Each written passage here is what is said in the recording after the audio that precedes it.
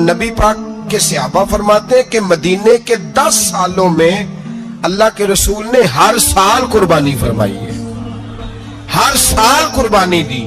اور جس سال حضور حج کرنے گئے اس سال اللہ کے نبی نے 63 اونٹ ذبح فرمائے.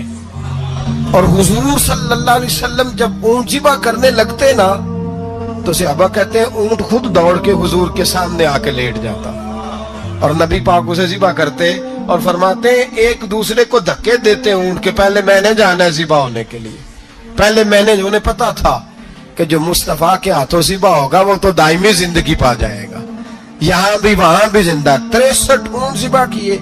ایک اونٹ میں کتنی قربانیاں ہوتی ہیں؟ 7. اب 63 کو 7 سے ضرب دو گے تو کتنی بنے گی؟ اور پھر نبی پاک صلی اللہ علیہ وسلم نے 10 سال مدینہ منورہ میں قربانی دی، ہر سال. اب وہ 63 اونٹ، ایک اونٹ میں 7 قربانیاں، ہر سال 11 قربانی. اور مولا علی شیر خدا فرماتے ہیں نبی پاک 2 قربانیاں دیتے. میں نے کہا حضور 2 جانور ذبح کر رہے ہیں آپ، تو حضور نے فرمایا ایک میری طرف سے ایک میری امت کی طرف سے، غریبوں کی طرف سے. اور حضرت علی کو حضور نے وصیت فرمائی تو 2 دیا کرے گا. یا رسول اللہ صلی اللہ علیہ وسلم میں غلام ہوں، خادم ہوں. حضور نے فرمایا علی ایک تو نے اپنی دینی ہے، ایک میری طرف سے دینی ہے. 2 قربانیاں. مولا علی نے بھی ساری زندگی 2 قربانیاں دی. حضرت علی بھی مال کے نصاب نہیں تھے، اپنا مکان ہی نہیں تھا، کوئی کاروبار نہیں تھا، کئی دن فاقے رہتے تھے، پر قربانیاں کتنی دیتے تھے؟ 2. ہمارے پاس ویسے اگر سسرال میں، میکے میں، کزنوں میں کوئی شادی ہو جائے تو 50-60 ہزار کا خرچہ برابر ہے، وہ پکا ہے. اور قربانی کی باری غریب ہو گئے، سارے غریب ہو گئے، کہتے نہیں یہاں مشکل ہے. او خدا کے بندے، اللہ کے ساتھ تجارت کر، اس کے رستے میں 1 دے گا، رب تجھے 70 گنا اضافہ کے ساتھ عطا فرمائے گا. قربانی مال کے نصاب پہ ہے. کوشش کیا کریں کہ اللہ کے رستے میں جب دینا ہو پھر لیت اللہ سے بچیں، خوبصورت جانور لائیں. جن کو اللہ نے توفیق دی ہے ان کے لیے نصیحت ہے، جن کو اللہ نے توفیق دی. میں نے اپنے حضرت صاحب کو دیکھا ہے، وہ کہتے تھے کئی جانور اللہ نے بڑا نوازا ہے، کہتے ایک میرا ہے، ایک میرے ماں کا، ایک میرے باپ کا ہے، ایک میرے فلاں استاد صاحب کا، ایک میرے پیر صاحب کا ہے. یہ جانور غوث اعظم جیلانی کا نام کا دے رہا ہوں. اور پھر ایک بڑا خوبصورت جانور بندہ ہوتا اور حضرت خود ان کو چارہ ڈال رہے ہوتے تو حضور یہ کیا ہے؟ فرمانے لگے یہ میں رسول اللہ کے نام پہ قربان کروں گا، یہ نبی پاک کے نام پر قربان کیا جائے گا. جن کو اللہ نے حیثیت دی ہے وہ کوشش کریں اپنے محبوب کی طرف سے بھی قربانی کریں، نبی پاک کے نام کی قربانی دے. خوبصورت سا جانور پیارا، پھر اس کی خدمت ہو، پھر اس کی قربانی دی جائے اور نبی پاک کے نام پر قربانی دی جائے. حضور نے خود وصیت فرمائی حضرت ابو بکر صدیق کو، قربانی بڑا حسین عمل ہے. اور میرے نبی پاک صلی اللہ علیہ وسلم نے ناراضگی بھی فرمائی، ذرا خوگر حمد سے تھوڑا سا گلا بھی سن لے. میرے حبیب نے فرمایا جو طاقت کے باوجود قربانی نہ کرے وہ ہماری عیدگاہ میں عید کی نماز پڑھنے نہ آئے، وہ نہ آئے. اور یا رسول اللہ جو کرے گا، فرمایا قربانی کے جانور کا خون کا قطرہ بعد میں زمین پہ گرے گا، اللہ اس کے سارے گناہ پہلے معاف فرما دے گا، اللہ اس کے سارے گناہوں کو بخشے گا.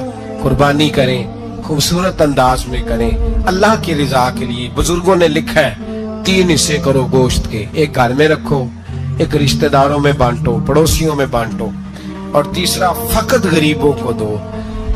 لیکن میں اکثر یہ سوچتا ہوں کہ ہمارے ہاں قربانی کرتا ہی وہ ہے جن کے گھر میں ہر جمعرات کو چھوٹا گوشت پکتا ہے، اور جن کے گھر میں ہفتے میں 3 دفعہ مرغی کا گوشت پکتا ہے، وہی تو قربانی دینے کے قابل ہوتے ہیں.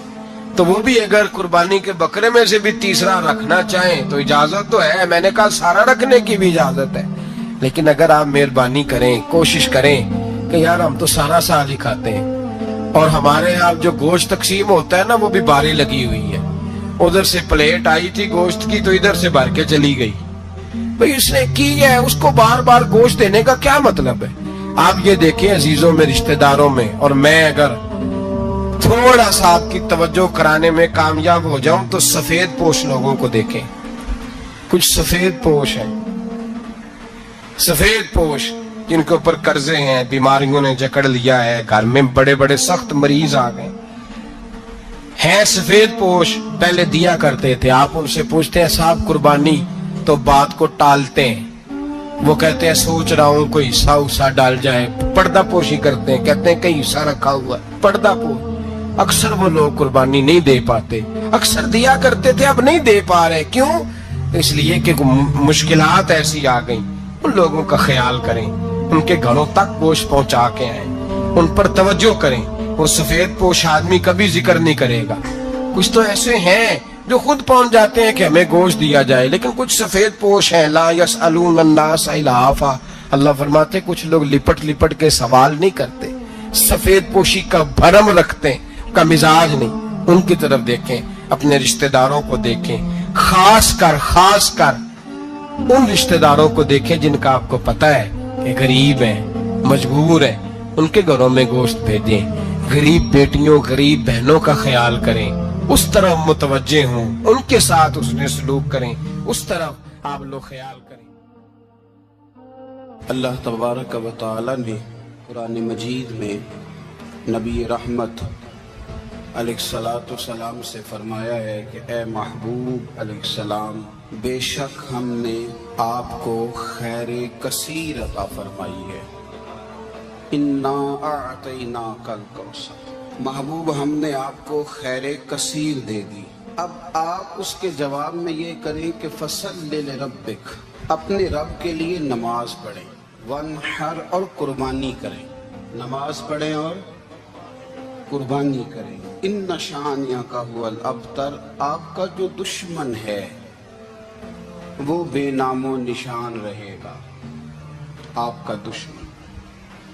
कुर्बानी शियारे इस्लाम में से है। कुर्बानी अल्लाह को बड़ी महबूब है।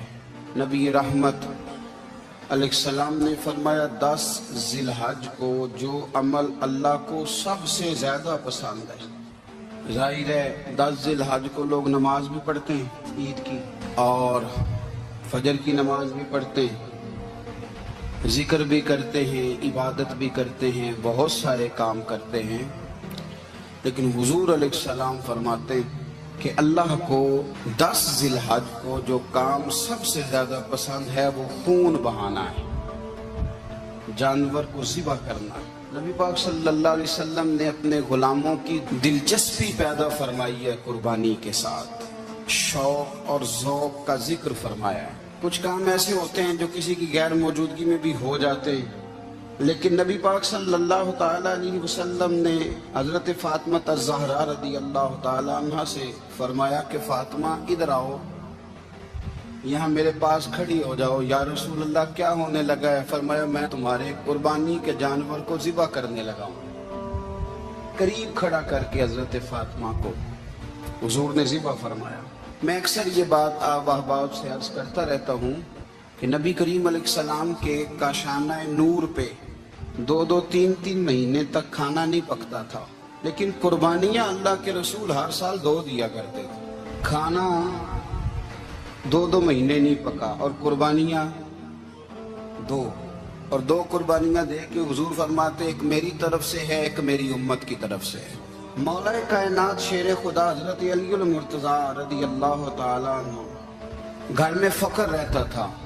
3-3 दिन इमाम हसन और हुसैन 3-3 दिन बगैर सहरी और इफ्तार के खजूर और पानी के साथ रोज़ा रखते थे, खजूर और पानी के साथ रोज़ा खोलते थे। पर कुर्बानियाँ मौला अली हर साल 2 दिया करते थे। हमारे यहाँ लोग सारा साल खुशहाल रहते हैं और बड़ी से 10 दिन पहले तंग दस्त हो जाते हैं। जो 5 लाख रुपया बेटे की शादी पे खर्च कर लेता है, पता नहीं कहाँ से लाता है। अगर उसको पता चल जाए कि यहाँ एक प्लाट सस्ता मिल रहा है तो फिर पता नहीं कहाँ कहाँ से उधार उठा लाता है। लेकिन जब मामला कुर्बानी का आता है फिर लोग तंग दस्ती का इजहार करते। याद रखो, जब बंदा रब करीम के रास्ते में देता है, हुजूर अलैहिस्सलाम ने फरमाया था हजरत अस्मा से कि तू अल्लाह के रास्ते में बेहिसाब खर्च कर, रब भी तुझे बेहिसाब ही अता फरमाएगा। कुर्बानी के लिए शौक पैदा करें, ज़ौक पैदा करें और दिलचस्पी पैदा करें। یہ بات ٹھیک ہے کہ قربانی صاحب استطاعت پر فرض ہے، لیکن اس کے لیے شوق پیدا کریں۔ ایک ہے قربانی کرنا، پھر ایک ہے قربانی کے گوشت کو تقسیم کرنا۔ قربانی کا سارا گوشت گھر میں رکھنا جائز ہے، اور جب تک آپ کا دل کرے آپ وہ گوشت کھائیں، شریعت آپ کو منع نہیں کرتی۔ لیکن میرا یہ سوال ہے کہ قربانی ظاہر ہے وہی لوگ کرتے ہیں نا جن کے پاس طاقت ہوتی ہے، تو سارا سال گوشت کھاتے ہیں، تو مطلب سارا سال اگر آپ گوشت کھا رہے ہیں تو پھر آپ مہربانی فرمائیں، یہ تو اللہ کے راستے میں ہے تو کوشش کریں یہ تقسیم ہو جائے۔ کچھ لوگ شاپر لے کے گوشت لینے آ جاتے ہیں، ان تک میرا یہ پیغام ضرور پہنچائیں کہ ان کے لیے سوال کرنا جائز ہی نہیں۔ شریعت یہ کہتی ہے کہ جس کے گھر میں ایک وقت کا کھانا موجود ہو، صبح کا، اس کے گھر میں کھانا موجود ہے ایک ٹائم کا، اس بندے کے لیے کسی کے سامنے ہاتھ پھیلانا جائز۔ اتنا بھوکا آدمی کہ جس کے پاس اب کھانا ہی نہیں ہے ایک وقت کا، وہ سوال کر سکتا ہے۔ یہ پاک سید عالم صلی اللہ علیہ وسلم نے ہمیشہ قربانی فرمائی، ہمیشہ۔ آج تو حضور نے ایک فرمایا، اللہ ہم سب کو حج کی توفیق عطا فرمائے، اور بار بار حج کی توفیق دے۔ صحابہ نے 40 حج فرمائے ہیں، 50 حج فرمائے، حضرت فضیل بن عیاض نے 60 حج فرمائے۔ اللہ توفیق دے، قبول فرمائے، اور اللہ سب کو بار بار وہ موقع نصیب فرمائے۔ تو نبی پاک صلی اللہ تعالی علیہ وسلم نے حج ایک فرمایا، قربانی حضور جس دن مدینے آئے اس وقت شروع فرمائی، اور ہر سال حضور قربانی دیتے تھے، ہر سال 2 جانور ذبح فرمائے۔ یا رسول اللہ صلی اللہ تعالی علیہ وسلم 2 کا کیا مقصد فرمایا؟ ایک میری طرف سے، ایک میری غریب امت کی طرف سے۔ یا رسول اللہ صلی اللہ علیہ وسلم کس طرف سے فرمایا؟ ایک میری طرف سے، ایک میری امت کی طرف سے۔ کبھی فرمایا ایک میری طرف سے، ایک میرے اہل بیت اور میری امت کی طرف سے۔ 2 جانور حضور نے ذبح فرمائے، اور پھر میرے حبیب پاک صلی اللہ تعالی علیہ وسلم کے غلام مولا علی شیر خدا، ابن ماجہ کی روایت ہے، حضرت علی شیر خدا فرماتے ہیں کہ نبی پاک علیہ الصلوۃ والسلام 2 جانور ذبح کرتے تھے۔ خود حضرت علی کی جب باری آئی تو انہوں نے بھی 2 فرمائے۔ تو صحابہ نے پوچھا کہ علی 2 کیوں؟ 2 کس لیے؟ تو حضرت علی رضی اللہ تعالیٰ عنہ فرمانے لگے، مجھے میرے حبیب نے وصیت فرمائی تھی کہ علی تو نے 2 کرنے، ایک اپنی طرف سے کیا کرنا، ایک میری طرف سے کرنا۔ تو میں ایک اپنی طرف سے دیتا ہوں، ایک اپنے نبی پاک کی طرف سے دیتا ہوں صلی اللہ علیہ۔ 2 جانور۔ آپ لوگوں نے سنی ہوئی ہے یہ بات کہ مہینہ کھانا نہیں پکتا تھا حضور کے گھر میں۔ حضرت عائشہ فرماتی ہیں 3 چاند اور 3 سورج کٹھے کبھی نہیں دیکھے جب ساتھ روٹی بھی کھائی ہو، یعنی 3 دن مسلسل کبھی کھانا نہیں کھایا۔ قربانیاں کتنی دیں؟ بولیے۔ حضرت علی شیر خدا کا مکان کوئی نہیں اپنا، کوئی گھر نہیں بنایا۔ مولا کائنات شیر خدا، میں نے یہ بات پھر دہرا رہا ہوں، پہلے بھی میں نے عرض کی تھی، پکا کرنے کے لیے دہرا رہا ہوں۔ حضرت علی کا کوئی کاروبار نہیں بظاہر۔ بی بی صاحبہ فرماتی ہیں کہ کئی ہفتے صرف سرکہ اور کھجوریں۔ قربانیاں کتنی؟ اسی سارے صاحب لان ٹورے ہیں کہ ساڑھے تے لگ دیئے کہ نہیں، پکا۔ اور پھر جب بات ہوتی ہے دینے کی تو ماحول اور ہوتا ہے، جب لینے کی باری ہوتی ہے تو ماحول اور ہوتا ہے۔ قربانی واجب ہے اس شخص پر جس کے پاس 52.5 تولے چاندی یا 7.5 تولے، لیکن میں 7.5 تولے والا فتویٰ نہیں دیتا، میں 52.5 تولے چاندی والا فتویٰ دیتا ہوں، اس لیے کہ 52.5 تولے چاندی تو شاید تولہ یا 1.5 تولہ سونے کے برابر ہی ہو جائے، ٹھیک ہے نا جی؟ تو 7.5 تولے سونا 50-60 ہزار روپیہ جس آدمی کے اکاؤنٹ میں موجود ہے وہ قربانی کرے۔ بلکہ امام شافعی رحمۃ اللہ علیہ فرمایا کرتے تھے جس نے 3 کمروں کو تالا لگایا ہوا ہے وہ 3 کمرے فارغ ہیں، اس کے کسی کام کے نہیں، ان کی قیمت کا حساب لگائے۔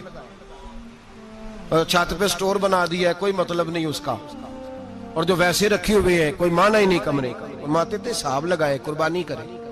رب کریم کی بارگاہ میں دینے کا جب معاملہ آیا تو تو گول کر گیا کام۔ میرے رسول کائنات سرور عالم صلی اللہ علیہ وسلم کا جب اپنے لیے چیزیں استعمال کرنے کا ماحول ہے تو محبوب پاک علیہ الصلوۃ والسلام نے مہینہ روٹی نہیں پکائی۔ یہاں جو آدمی ہر جمعرات کو 4 کلو بکرے کا گوشت پکاتا ہے، اور ہر تیسرے دن مرغی کا گوشت لاتا ہے. وہ قربانی کی باری آتی ہے تو کہتا ہے میرے پہ لگتی نہیں. وہ ٹھیک ہے ابا جی لے آئے, ابا جی کی طرف سے قربانی ہے, اس دفعہ ابا جی کی, اگلی دفعہ اماں جی کی, اس سے اگلی دفعہ دادی جی کی. او خدا کے بندو, جس آدمی کے پاس پیسے ہیں پہلے اپنی قربانی واجب ہے. میری بات کی سمجھ آ رہی ہے عزیزوں کو؟ جو آدمی صاحب استطاعت ہے پہلے کس کی قربانی کرے گا؟ وہ کمائی کرتا ہے, اس کے اپنے اکاؤنٹ میں تنخواہ آتی ہے, ابا جی کے اکاؤنٹ میں نہیں آتی. اس نے اپنا بینک بیلنس چوری بھی رکھا ہوا ابا جی سے.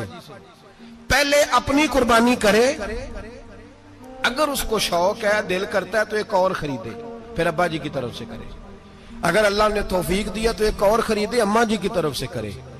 اور اگر اس کے دل کو اللہ ٹھنڈک عطا کرے, سکون کرے, تو پھر اپنے رسول کی طرف سے بھی قربانی دے, پھر اپنے محبوب کی جانب سے بھی قربانی کرے. نبی پاک صلی اللہ تعالی علیہ وسلم نے ہر سال 2 قربانیاں دی, 10 سال. کل کتنی ہوگی 10 سالوں میں؟ بولیے. اور جب حضور حج کرنے گئے, نبی پاک نے 63 اونٹ ذبح فرمائے. ایک اونٹ میں کتنی قربانیاں ہوتی ہیں؟ 63 اونٹ حضور نے ذبح فرمائے. اور حدیث بڑی مزیدار ہے. حضرت ابو ہریرہ رضی اللہ تعالیٰ عنہ فرماتے ہیں کہ جب اونٹ ذبح کرنے کی باری آئی تو ہم سوچ رہے تھے, پریشان تھے کہ یہ تو بڑا مشکل ہے ذبح کرنا, بڑا مشکل ہے, اس کو تو نہر کرنا پڑتا ہے, گرانا پڑتا ہے, باندھنا پڑتا ہے. سب سے مشکل کام اونٹ ذبح کرنا ہے. تو نبی پاک صلی اللہ علیہ وسلم کی تو عادت کریمہ ہے, اپنے ہاتھ سے ذبح کرتے ہیں حضور. وہ ہمارا اللہ خیر کرے, اب اللہ ہی حافظ ہے. ذبح کرنا تو دور کی بات ہے, ہمارا جو BA پاس لڑکا ہے نا, اس کو ڈر آتا ہے جانور کے پاس کھڑے ہوتے بھی. کہتے ہیں بچوں کو اندر لے جاؤ, 10 سال کا 12 سال کا, اس کو اندر لے جاؤ, ذبح کرنا, روئے گا. اور بس کرو یار, یہ کس قوم سے تمہارا تعلق پڑ گیا ہے؟ ہمارے تو 12 اور 14 سال کے معوذ اور معاذ ابو جہل کی گردن کاٹ کے رکھ دیا کرتے تھے, اور تو بچہ بکرا ذبح کرنے سے ڈرا رہا ہے. اس کو کھڑا کر لا کے, قربانی تو جہاد کی ٹریننگ ہے, وہ کھڑا کر, اس کو کہا بیٹا یہاں کھڑا ہو, اللہ کے رستے میں بکرے کی گردن کاٹنی ہے. اگر کوئی شخص خدا رسول کے دین کی مخالفت کرے, کفر کا جھنڈا اٹھائے, تو اس کی گردن بھی کاٹنی ہے. یہ ٹریننگ ہے بچوں کے لیے. یہاں عجیب ماحول ہے, ڈر لگ رہا ہے, پیچھے ہٹ جاؤ. اور جس صاحب کی قربانی ہے وہ بھی کوئی 1.5 کلومیٹر کے فاصلے پہ کھڑے ہیں, دور کھڑے ہو کے دیکھ رہے ہیں. نفیس ہی بڑے ہیں جناب, لطیف ہی بڑے ہیں. کپڑوں کو کوئی قطرہ خون کا لگ گیا تو بڑی مصیبت بن جائے گی. اور امیر آدمی, اس کا تو گھر کسائی نے خود فون کیا ہے کہ صاحب سب سے پہلے میں آپ کے گھر آؤں گا. اس کو پتہ ہے کہ منہ مانگی قیمت ملے گی. مہربانی فرمائے, قربانی میرے رسول پاک صلی اللہ علیہ وسلم سے زیادہ نفاست والی طبیعت کسی کی نہیں. صحابہ کہتے ہیں اتنا حسین محبوب کا انداز تھا کہ کبھی کپڑوں پہ مکھی بھی نہیں بیٹھی تھی. اور حضور سے ہم سلام لیتے تھے, دست مبارک چومتے تھے, تو ہمارے ہاتھوں سے کستوری کی خوشبو آنے لگتی تھی. اور فرماتے ہیں نبی پاک کا ہاتھ یوں ہوتا تھا کہ برف بھی اتنی ٹھنڈی نہیں جتنا پیارا حضور کا ہاتھ ٹھنڈا ہوتا تھا. پھر بھی حضور دست مبارک میں خنجر پکڑتے, جانور کو لٹاتے اور اپنی طامت کو سمیٹتے, اور اللہ کے حبیب گھٹنا رکھتے اس کی گردن پر, اور بسم اللہ اللہ اکبر کہہ کے ذبح فرماتے. حضور خود دست مبارک سے. تو اتنا زیادہ نازک مزاج ہو گیا ہے کہ اب یہ والی سنت ادا کرنا مشکل ہو گیا تیرے لیے. 63 اونٹ ہیں. اور صحابہ کرام علیہم رضوان فرماتے ہیں کہ حال یہ ہے, ہم سوچ رہے ہیں کیسے ذبح کریں گے, کیا کریں گے, کیسے گرائیں گے. اور نبی پاک صلی اللہ علیہ وسلم کہتے ہیں ہم ابھی سوچ میں ہی تھے کہ حضور نے چھری پکڑی. خنجر جب حضور نے اٹھایا تو فرماتے ہیں اونٹ دوڑتا ہوا آیا اور نبی پاک کے سامنے آ کے لیٹ گیا. فرماتے ہیں اللہ کے رسول نے بسم اللہ اللہ اکبر کہہ کے ذبح کیا. اس نے ٹانگ بھی کوئی نہیں ہلائی, پیر بھی کوئی نہیں ہلایا. وہ کسی شاعر نے بڑی عجیب بات کہی تھی. اس نے کہا پھنسی جو دام میں بلبل تو لگی یوں کہنے, کرے گا قتل کیا تو نے جب اسیر مجھے, کباب شمع کے شولے پہ کیجیو سیاد, شکل گل نظر آئے دم اخیر مجھے. وہ کہتے ہیں بلبل کو شکاری, سیاد شکاری نے پکڑ لیا بلبل کو, تو سیاد سے بلبل کہنے لگی تو نے پکڑا ہے تو قتل تو کرے گا ہی نا, کھائے گا تو صحیح, ایک میری منت ہے. شکاری کہنے لگا وہ کیا؟ تو بلبل کہنے لگی جب تو مجھے ذبح کرے نا اور پکائے تو مجھے پھول سے بڑی محبت ہے, اس طرح کرنا، کوئلے اتنے زیادہ دہکانا، اس قدر زیادہ آگ جلانا کہ ان کی شکل گلاب کے پھول کی طرح سرخ ہو جائے.